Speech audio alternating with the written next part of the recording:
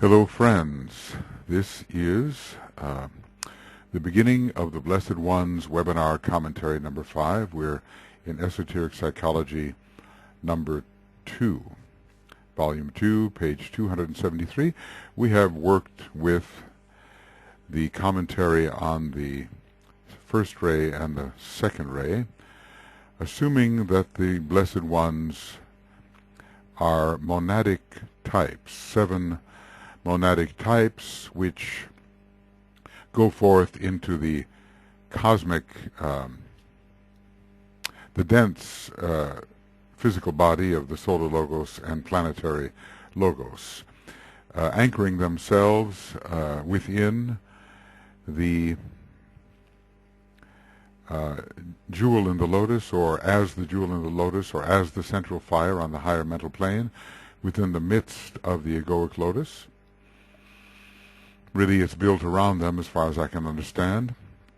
And then continuing their work in the lower three worlds, represented by the soul ray, but still affecting, impressing, driving that soul ray forward into expression. So the Blessed Ones express through the soul ray, but they are not the soul ray. They are the monad in expression. At least this is my theory at the present time. We have reached ray 3, and what I'll do is simply I'll simply read it at first. The Blessed One gathered force. He hid himself behind a veil. He rolled himself within that veil and deeply hid his face. Naught could be seen but that which veiled, and active motion. Within the veil was latent thought. The thought reached forth. Behind this veil of Maya I stand, a Blessed One, but unrevealed. My energy is great, and through my mind I can display the glory of divinity. How can I, therefore, demonstrate this truth? What shall I do? I wander in illusion. The word went forth. All is illusion, O dweller in the shadows. Come forth into the light of day. Display the hidden glory of the Blessed One, the glory of the one and only. The glory and the truth will rapidly destroy that which has veiled the truth. The prisoner can go free. The rending of the blinding veil, the clear pronouncing of the truth, and practice right will render to the Blessed One that golden thread which will provide release from all the maze of earth existence. We do know that the third ray is deeply connected with that complexity in which we are all immersed in the lower worlds, called the maze. So the Blessed One gathered force. This is the third ray is a ray of great energy which works out as activity. So force is to be applied. Force is to be specifically applied. This is not so much energy, because it's going to be directed to a specific end. He hid himself behind a veil. And we might call this the veil of the lower 5 worlds, and especially the lower 3 worlds. All of the planes and the subplanes of these worlds are veiling the central reality, and that central reality is the monad itself, who is the Blessed One. But the Blessed One, of course, has gone forth. He has gone forth into the causal body. He is the central fire there. The causal body is as a great veil. Every extension of expression of that egoic lotus or causal body has the Blessed One behind it and, as it were, within it, because every aspect of consciousness is essentially the consciousness of the monad. This has been my assertion in all of these interpretations.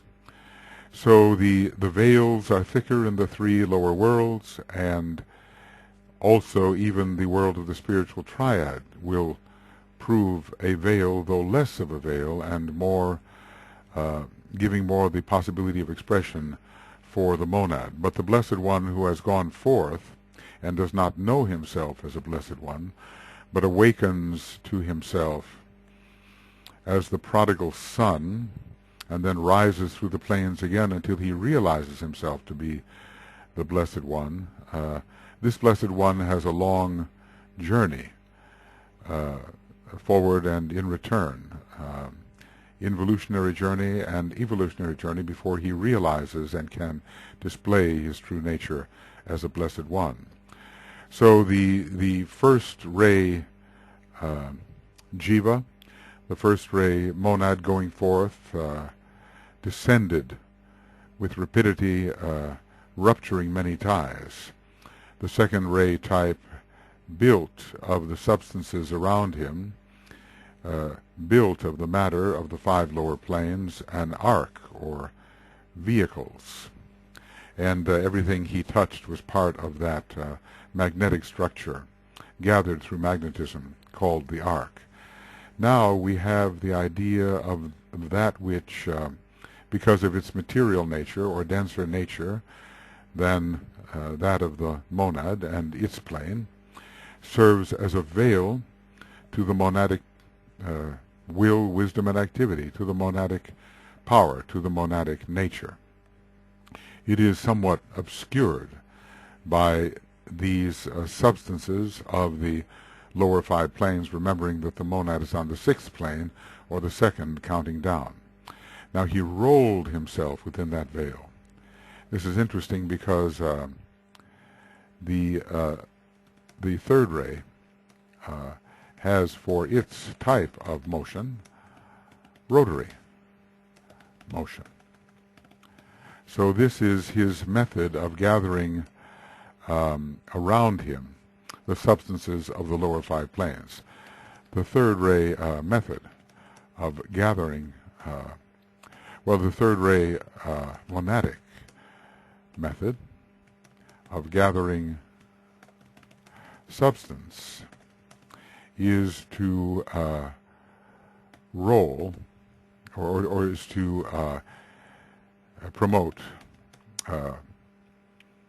rotary motion,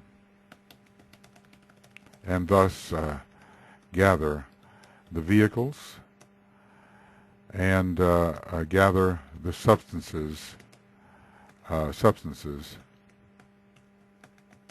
through which to work.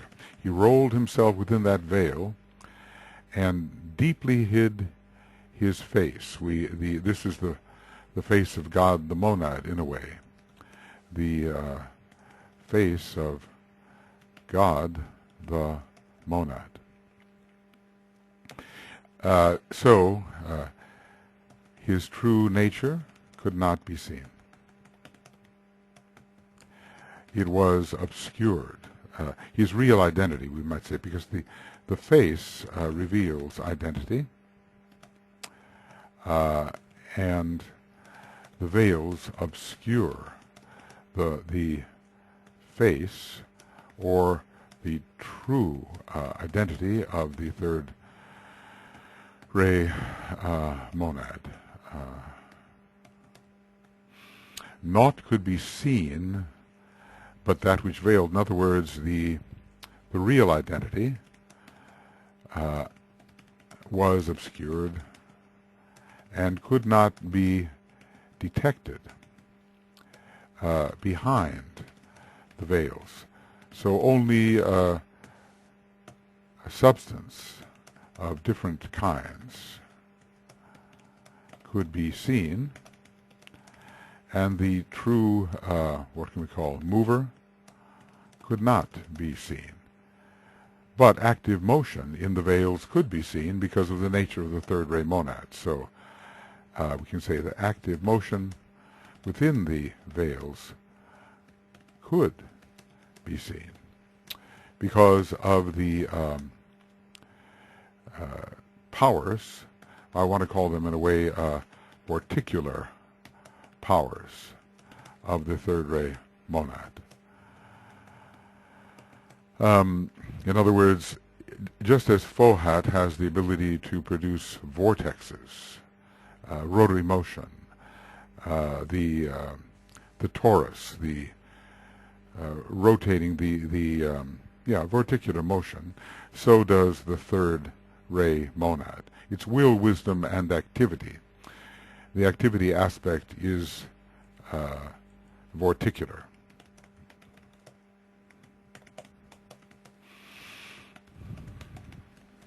And I think I'm going to make that a word that we'll use more often.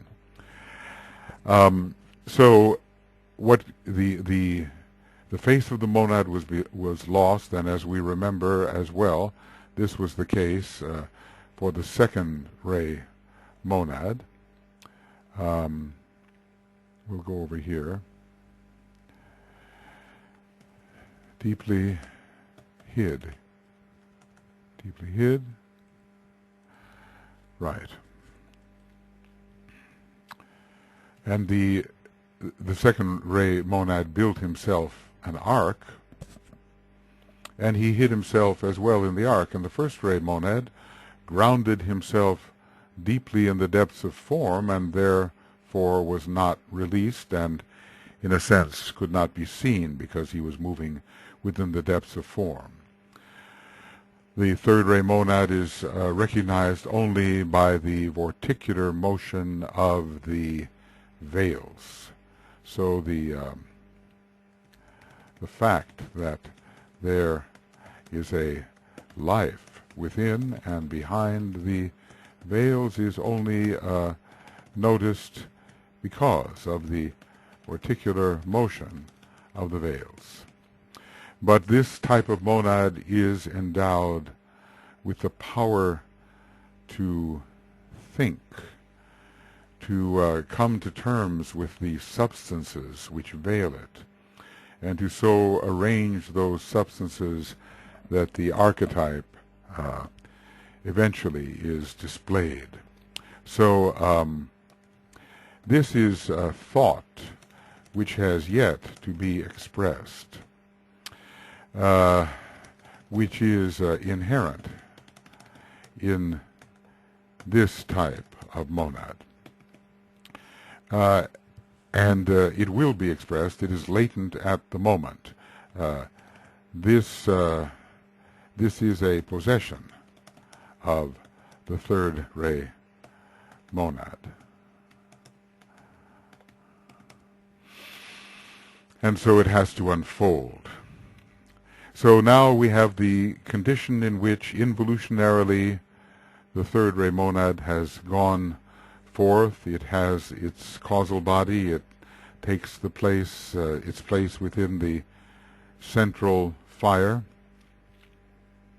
I think I have to mention that if there is a major monadic ray, we have to, and if that is perhaps on the logoic plane and is realized after the release of the volatile essence, we have to question, is that the influence that finds itself as the central fire in the jewel in the lotus, or is it the influence of its subray from the monadic plane which finds its place as the central fire in the jewel in the lotus? These two obviously can be different, presuming that there is a major monadic ray and that it is recognized and known once the volatile essence is released from the temple of Ezekiel, from the monadic body, that major monad may not be the one who sends forth the its emanated representative. It may be, in fact, its subray. I suppose it's possible for there to be, for instance, a first ray major monad with a first ray subray on the monadic plane, or thinking along this line, a second ray major with a second sub and a third ray major with a third sub. I suppose that's possible, but the odds are that there will be a different subray. Every major monadic ray has 7 subrays. So which is it that is within the jewel in the lotus, or is it some combination of the two? Anyway, the monad has gone forth as an emanation, and for the moment I'm assuming it's from the monadic plane. The prodigal son has left home. He's wandered into a far country. He's first, in a way, taken up his residence. He's taken up his residence within the egoic lotus, which has been built with the assistance of the solar angels, or at least sustained by them if built in a previous solar system. And the prodigal son has, as the soul in incarnation, which is really the monad in incarnation, gone forth even further into the distant country, into the lower planes, into the lower 18 subplanes. When the soul ray goes forth, and we say when the soul consciousness goes forth, it's really all the time at its core the monadic consciousness, the attenuated monadic consciousness, the monad in extension. So now this is latent thought, and we can say now a turn has been made. All of these stanzas have a kind of second paragraph which represents a state after which a reorientation towards spirituality has been made. So let's just say that after these second paragraphs occur,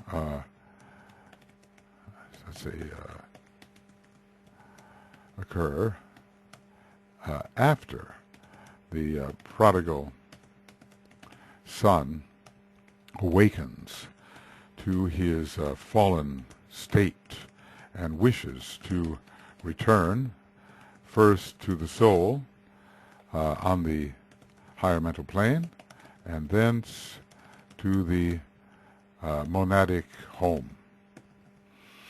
So the thought reached forth. Now he is in a position to think in a manner reorienting him to his truer homes, either on the higher mental plane or the really true home on the monadic level. Behind this veil of Maya I stand. In other words, let's just say I am awakening to the myopic conditions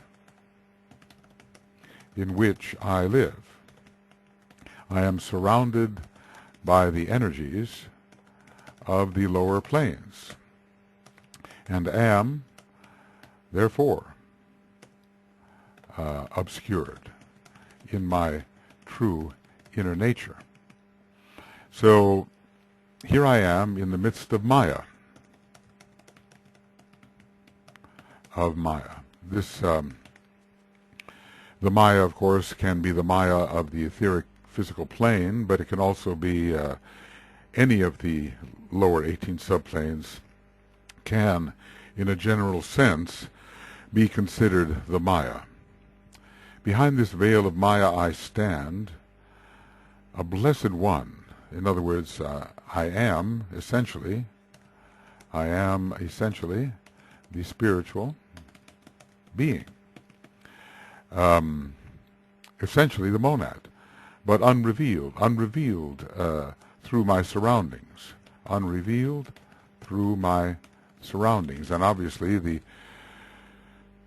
The desirable outcome would be to have a revealed monad walking through, passing through, living in the lower 18 subplanes, so that he would be recognized as revealing the monad. There comes a point where we're told, know, express, reveal, destroy, resurrect. Well, express the monad, DK tells us in chapter 14 of the Rays and the Initiations, and reveal the monad, still a higher state. So that would be desirable.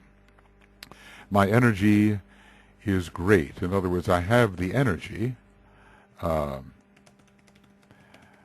which can move through activity many things. We'll just use the word things or let's say many other energies and forces, combined and uncombined. Because when we talk about things, really we're talking about stabilized combinations of energies, or temporarily stabilized combinations of energy. My energy is great. And through my mind, which is the third ray monad's greatest capacity, capacity of the third ray monad. Remember that all the monads have will, wisdom, and activity, but there is an accentuation depending on the monadic ray. And the three major centers, head, heart, and throat, find the monad anchored in one or the other. The third ray monad will anchor among these three in the throat, the second ray monad in the heart, and the first ray monad in the head. This is what I've gathered from Cosmic Fire, though, you know, trying to find the needle in the haystack, one can go looking, but that is the idea. I can, and through my mind, my greatest asset, we can say, I can display the glory of divinity. I can reveal how the divine power, the divine powers shine inwardly. My mind shows how all was made, how all these combinations were made, and the great and glorious force, put a capital there, which made them. We all suspect when we look at the creation, you know, the third aspect in a way, there must be a glorious being, a glorious mind, radiant with light, effulgent, behind this construction. How could it be constructed? How could it be created?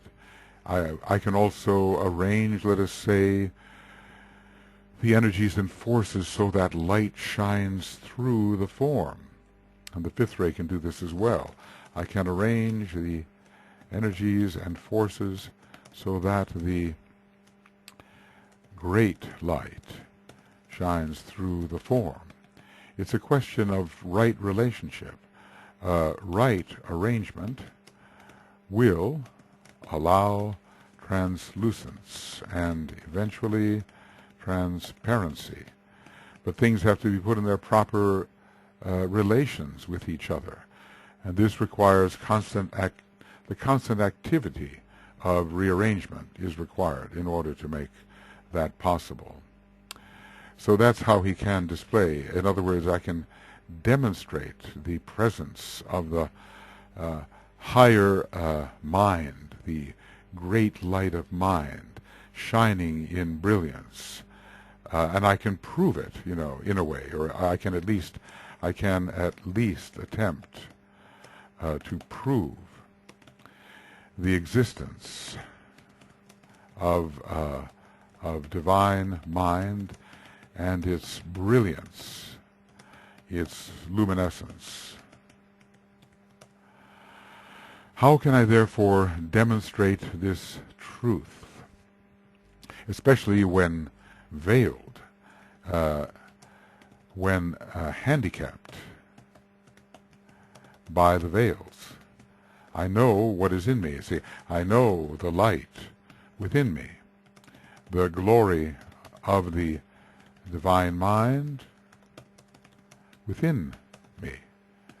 But I do not know the method of demonstrating this through the Maya in which I am enwrapped, veiled, we might say. I do not know the method by which I'm so encumbered, I'm so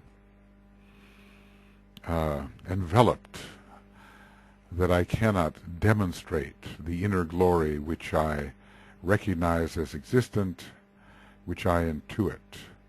So what shall I do? I wander in illusion. I wander in that which prevents the inner truth from being revealed, which distorts the inner truth. And what shall I do? Because we all reach a point of incapacity. We have a destination. We have a destination. We see the destination, but we do not know the means or all the means or sufficient means of reaching that destination. So in a way, we appeal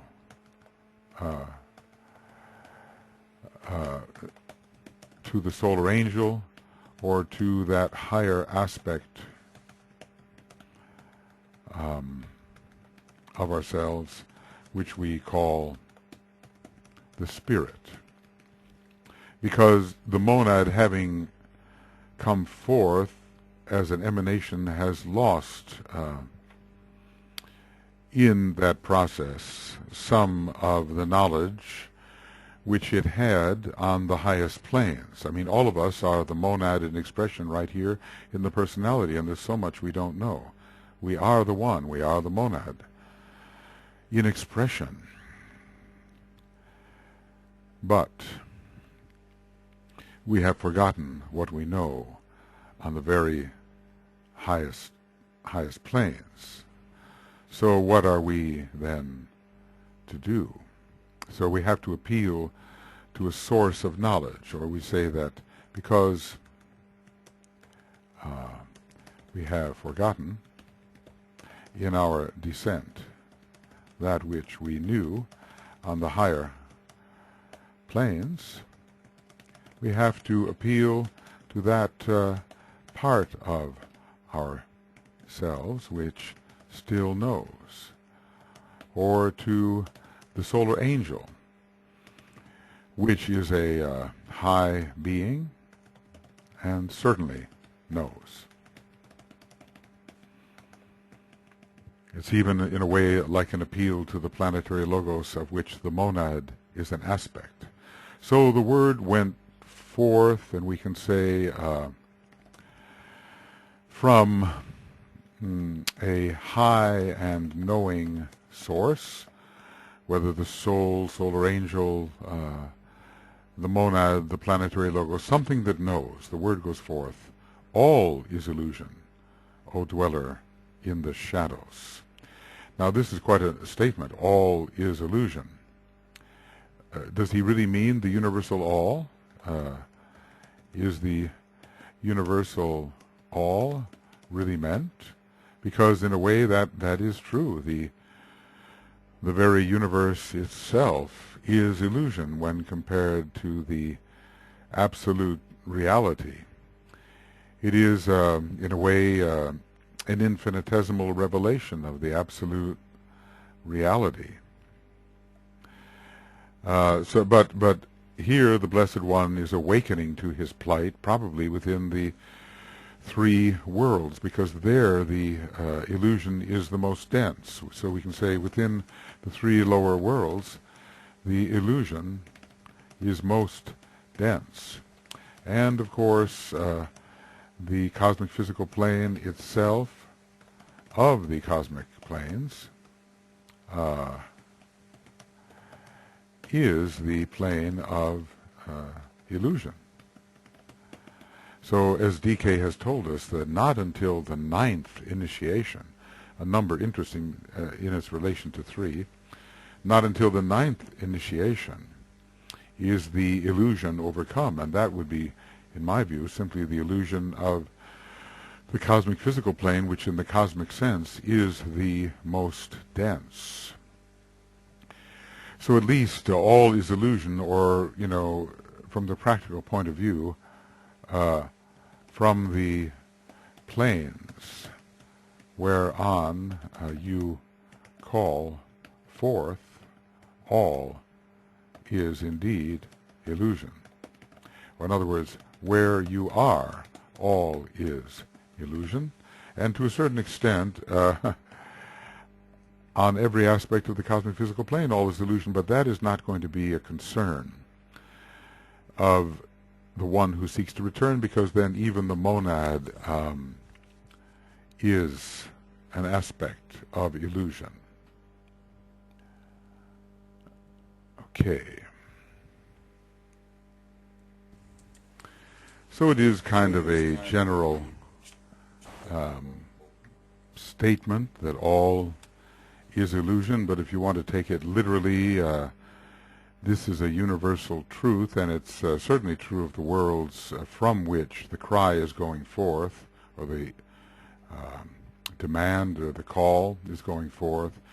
And it is also, from a practical point of view of the rising monad, true of the cosmic physical plane, and yet this monad is seeking to come into its own, come back to itself, which is in the world of higher illusion, which would not from this perspective be considered an illusion at all. So the word went forth from the one who knows. All is illusion, O dweller in the shadows. And so especially these shadows, from the monadic point of view, would be the 5 lower planes of human and superhuman evolution.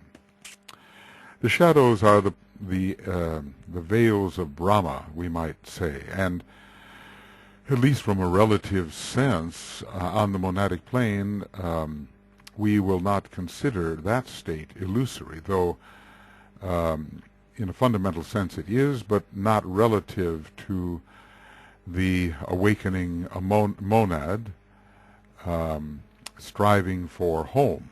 Home may be a high illusory state, but not to the one who seeks to get there. So come forth into the light of day. So in a way, it said, unwrap yourself. Unwrap yourself, and the light of day, let's see, oh, I think that would be a good one to make a light of day. So we'll light of day. Yeah. All right. So the light of day, in a way, is in a way on the cosmic etheric planes. So certainly rise into the cosmic ethers. Rise that far. Because you are in the very densest world. So at least rise up via the Antakarana, rise up via the Antakarana,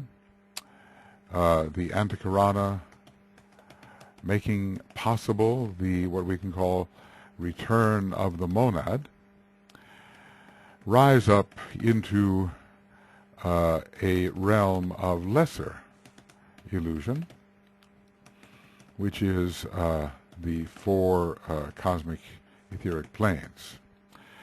At least establish contact with that. At least establish contact with those planes.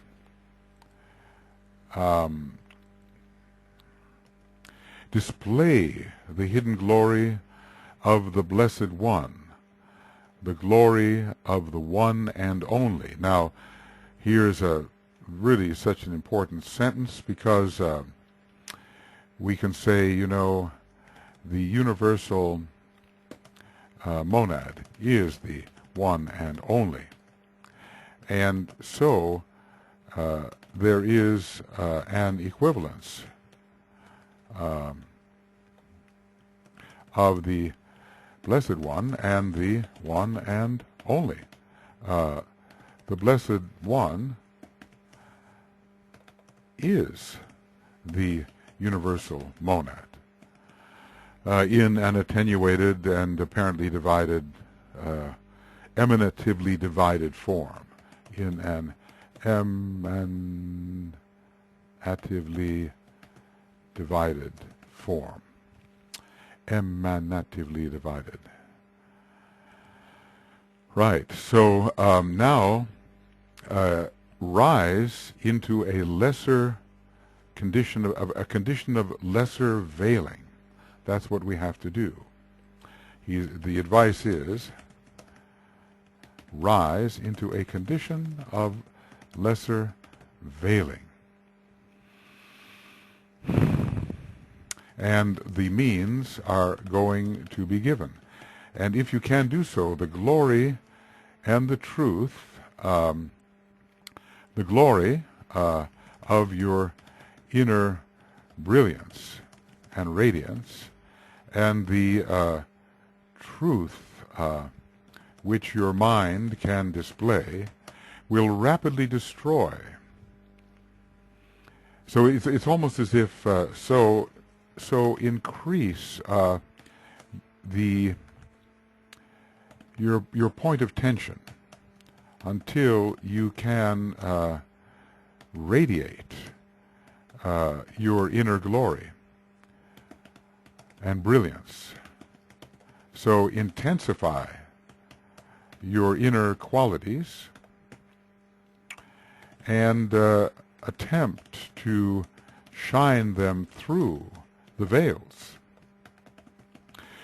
The glory and the truth will rapidly destroy that which has veiled the truth. The outer illusion will fade away in the presence of the glory and truth you can reveal. The outer illusion will fade away in the presence of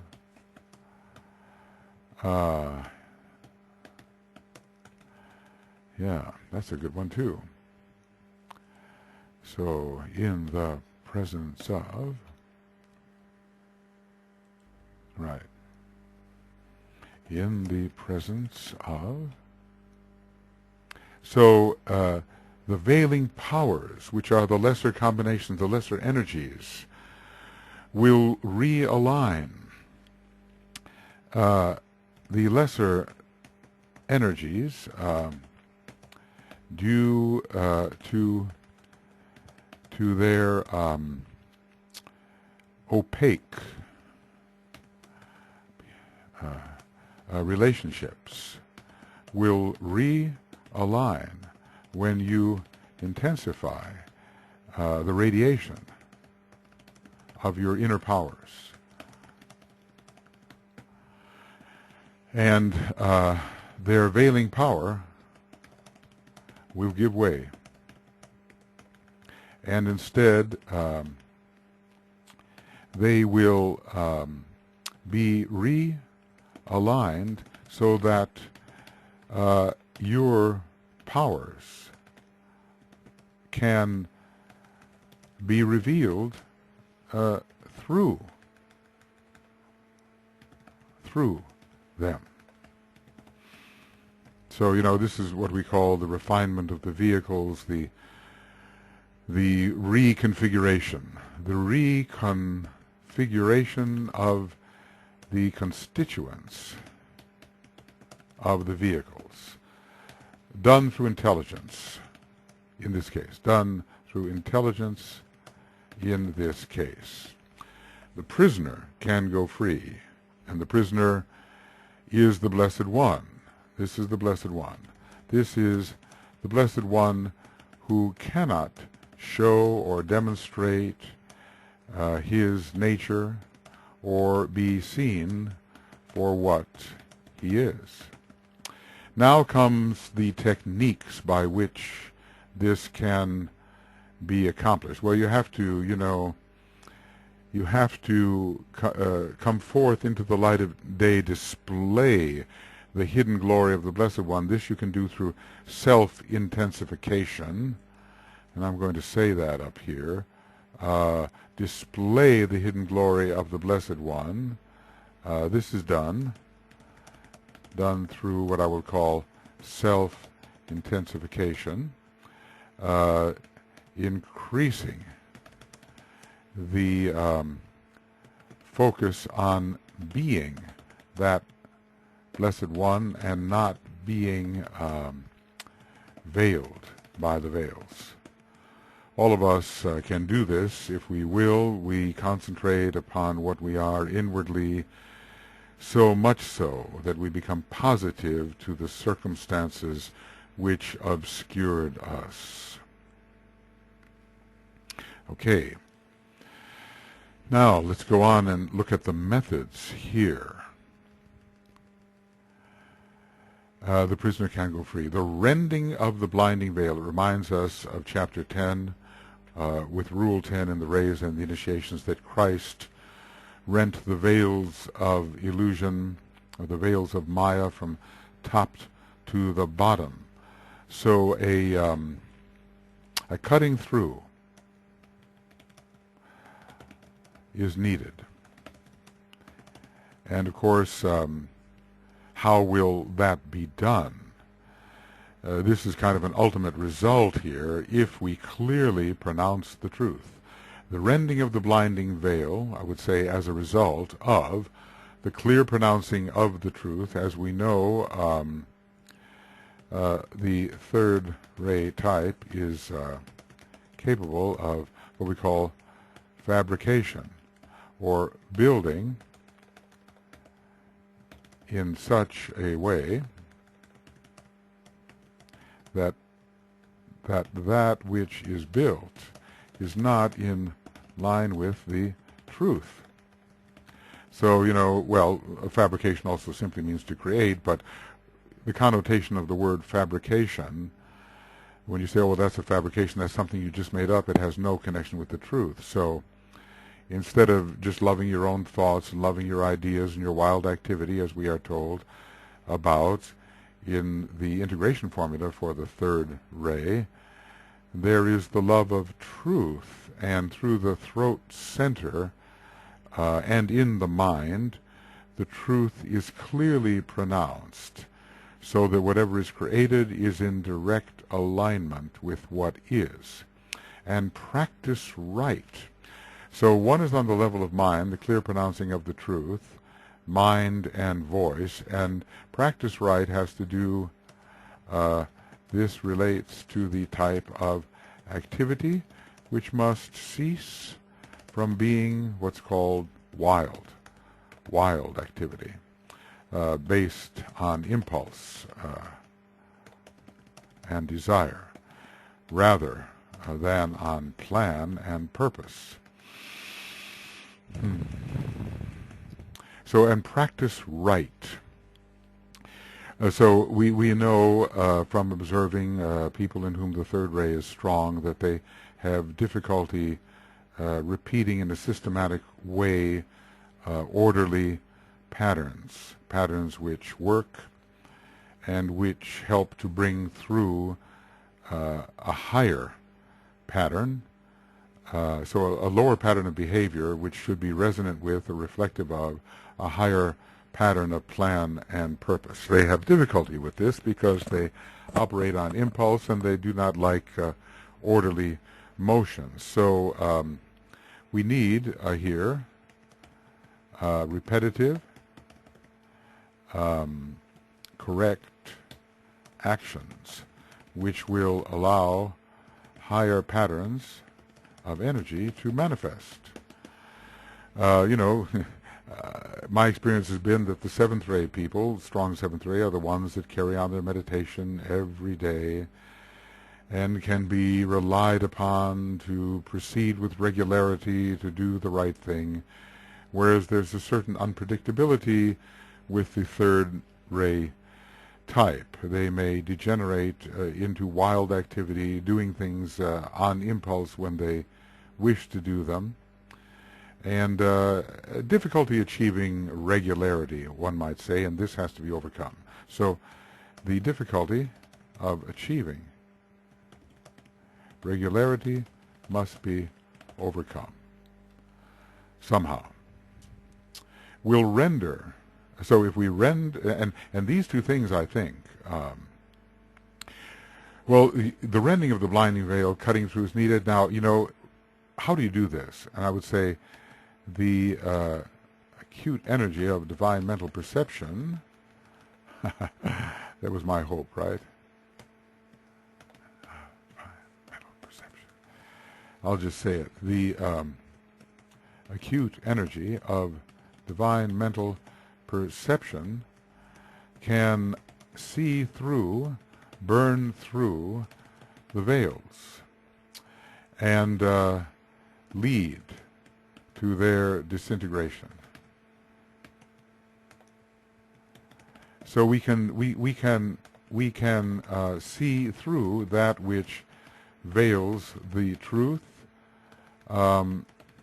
thus weakening the veils so that they can easily be rent. You could almost imagine with an I-beam you could kind of do this, a laser-like approach to the obscuring energies. And the power, the acute power of mind can do this, I want to say. The acute power of mind can do the rending.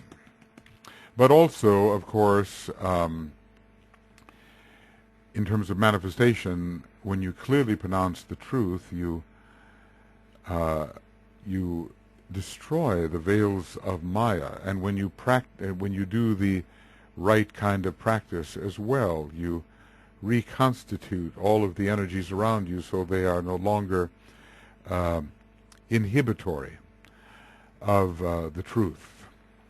Either the truth getting through to you or you getting through to the truth. So there are certain physical things with the voice and with the hands and with the body that one must do in order to reconfigure the energies that you are surrounded with, so they are no longer, because of their misalignment, considered to be veils. And I'm just thinking, sometimes Saturn with its scythe, although it's a third-ray planet, has some first-ray, you can imagine that scythe can be used to rend the veils. And I'm going to just say that. The scythe of Saturn can be used to cut or rend the veils. And Saturn has so much to do with truth and exactitude. So, exactitude of thought, as it's called. I'm remembering that Annie Besant talked about the third and the fifth ray, contrasting them, and with the third ray we had exactitude of thought, and with the fifth ray we had exactitude of action.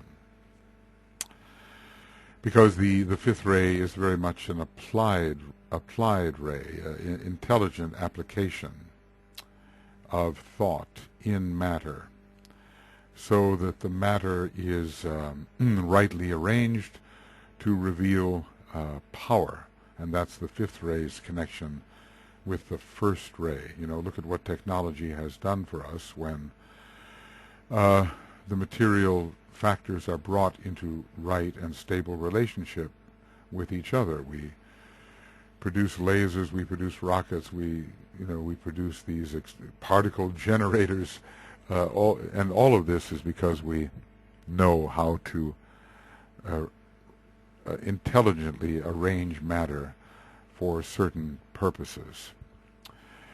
So, and the important thing here is that we stop weaving the veils.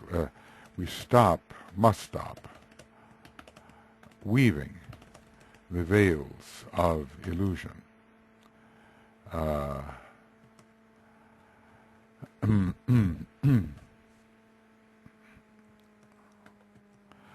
Okay, I'm going to just make that VO, and we'll just say veils of illusion. Veils of illusion. Okay, because the problem is surrounded by a multitude of threads and buried in folds and folds of woven goods, the weaver sits. The weaver can continually reinforce the veils, and when there is a rent appearing in the veils because of truth, because of the ability to see and discern through and beyond the veils, wrong activity by the weaver can patch them up. I remember there was a shop in one of my old towns that I lived in. It was called the Reweave Shop. So if somehow you had worn out a fabric, maybe something that you were wearing, and it was ripping and tearing, you could take it and it would be rewoven in a way that was barely discernible. Well, we don't want to reweave the rent veils of Maya. So we have to avoid reweaving the rent veils of Maya. And if we use the scythe or sword of discrimination, because in a way the third ray is the divine separator, separating truth from falsehood, we can keep the rent in the veils, and this will lead to their disintegration.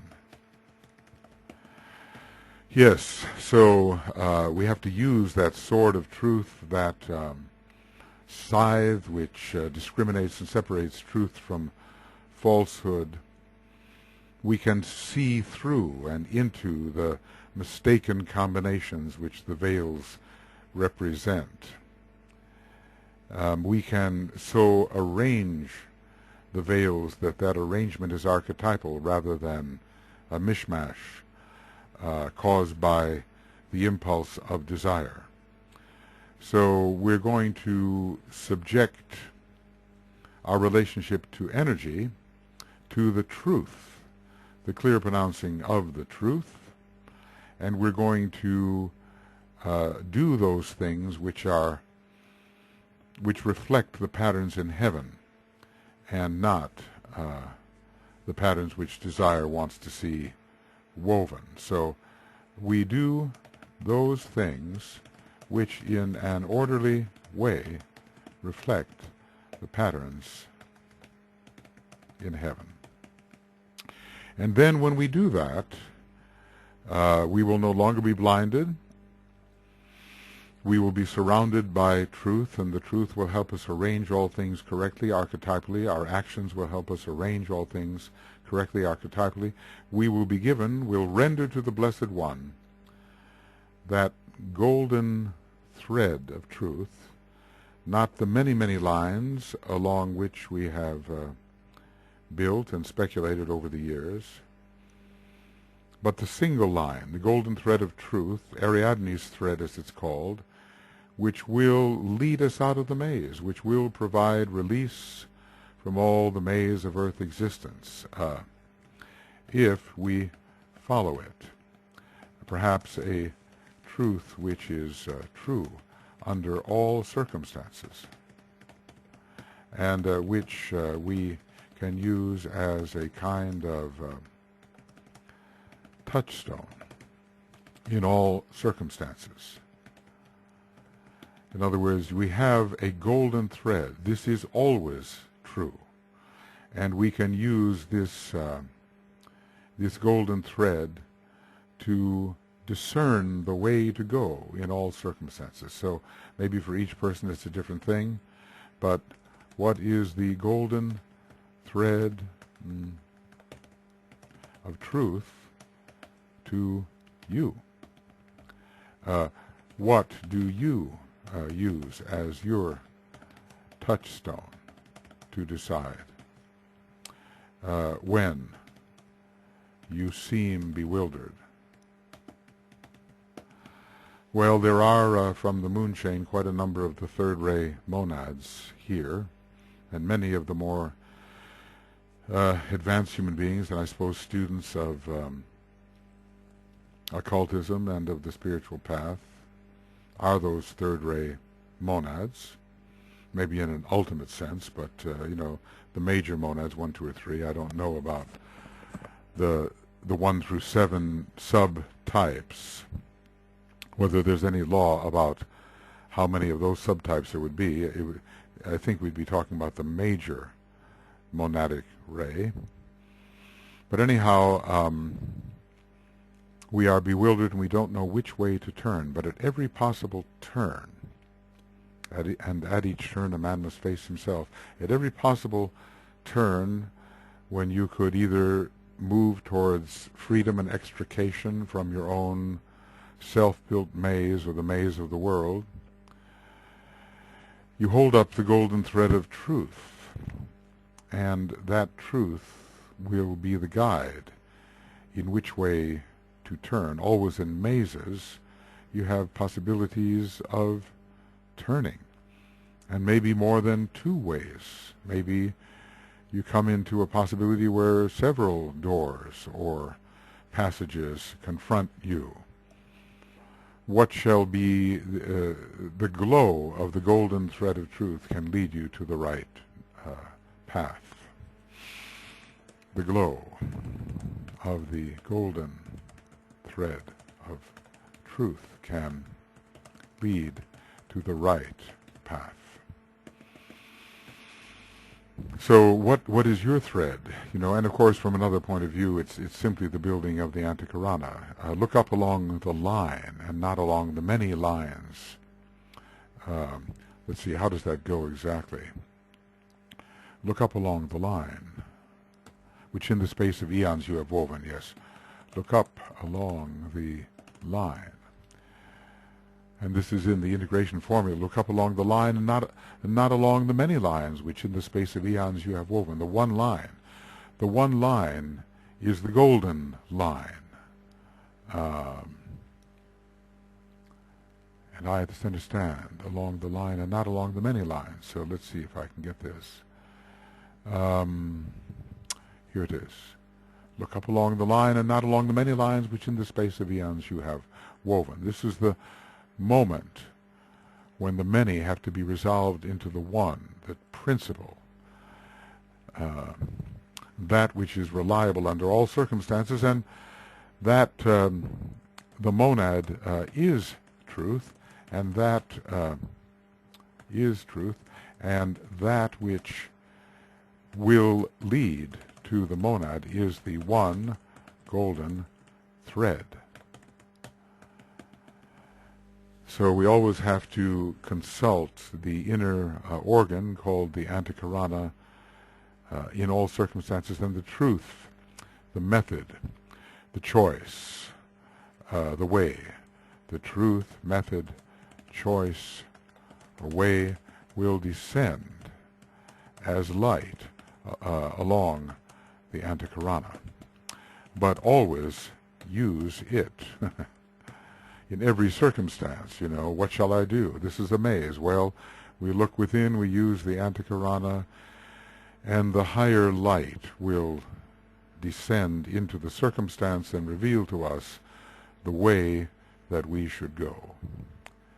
So I would just like to read this one more time, and I'll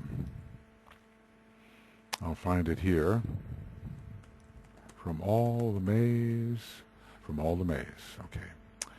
because without the interruption of interpretation, it can make its impact.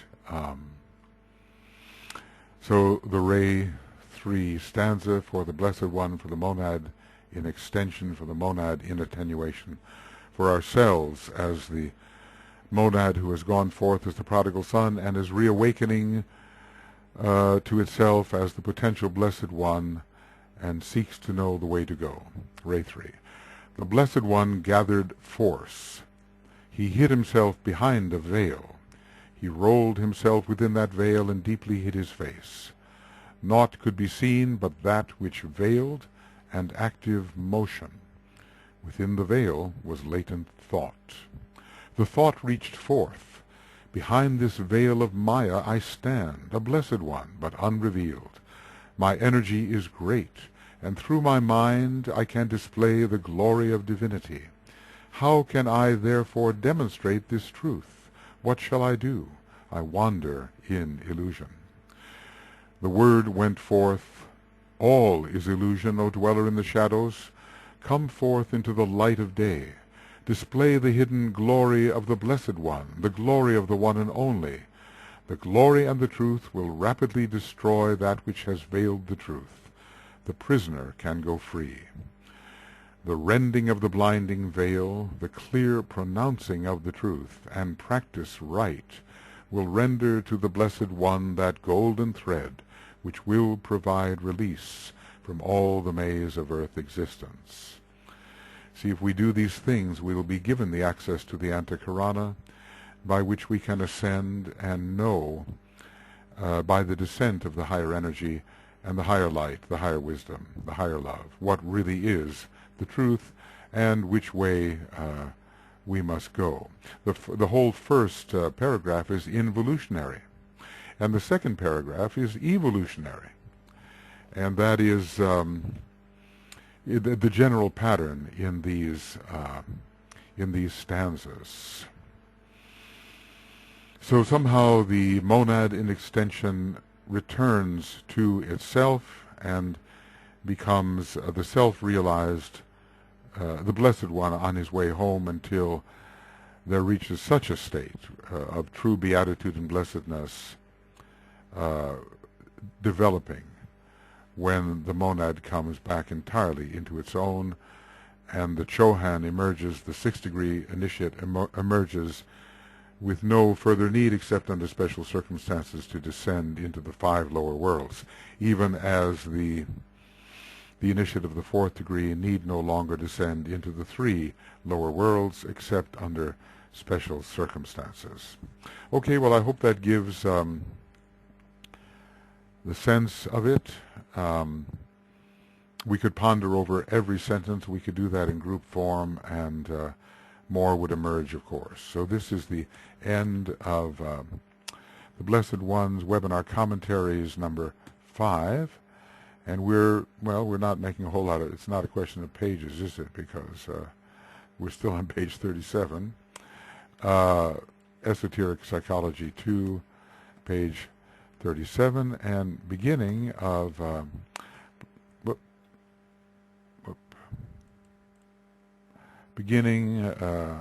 Blessed One's webinar commentaries 6, Esoteric Psychology 2, page 37, and we'll be back and bring some thought to the 4th ray stanza. Okay, see you soon.